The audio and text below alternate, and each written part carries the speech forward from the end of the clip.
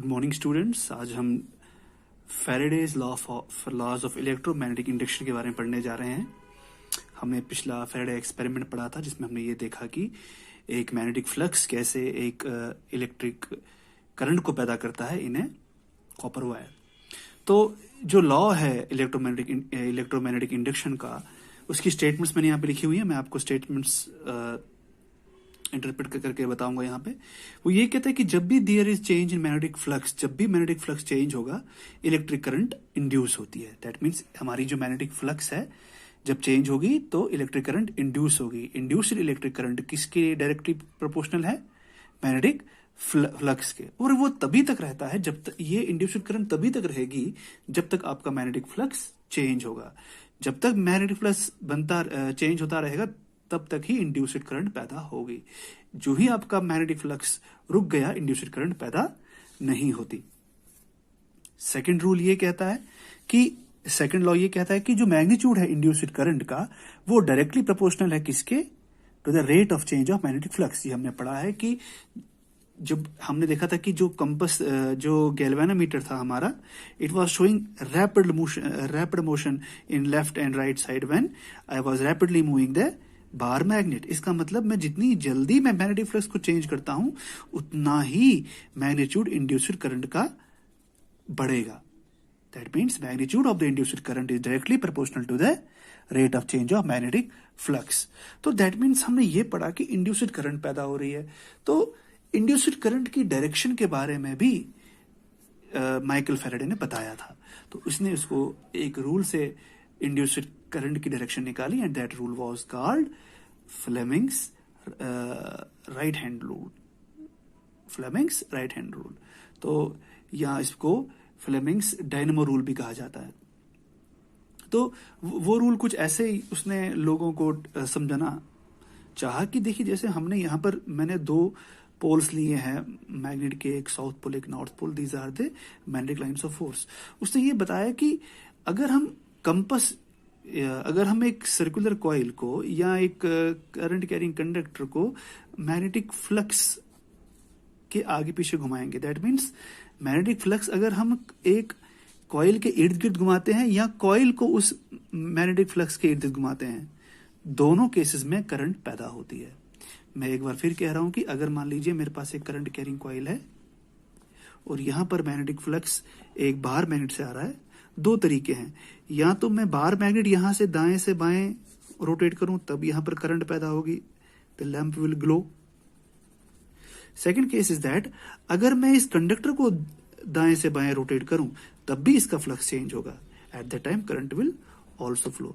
But the direction of the induced current कैसे find out करेंगे?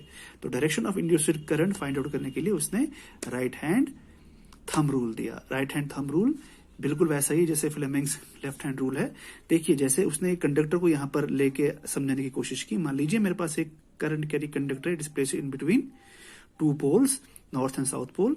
जब मैं इसको ऊपर की ओर ले जाता हूं, जब मैं इसको कंडक्टर को ऊपर की ओर ले जाता हूं, उस वक्त क्या होता है?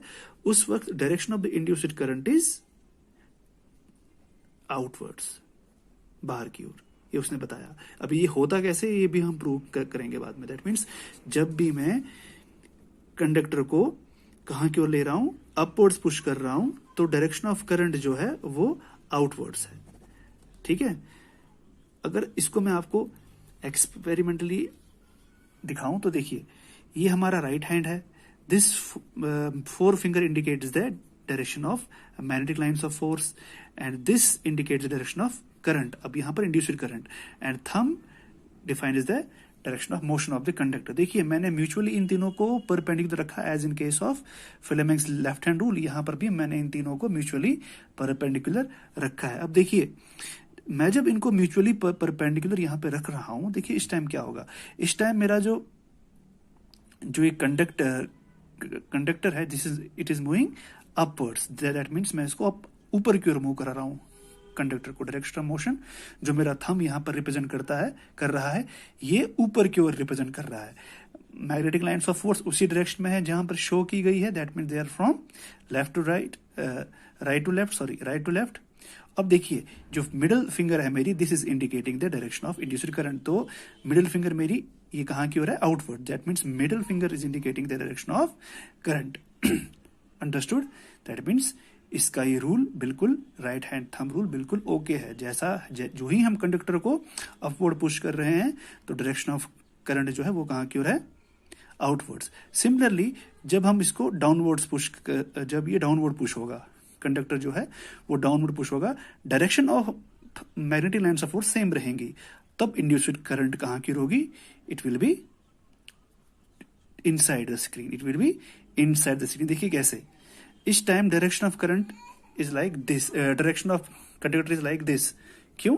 क्योंकि मैं इसको नीचे की ओर ले जा रहा हूं, and magnetic lines of force are as usual from north to south.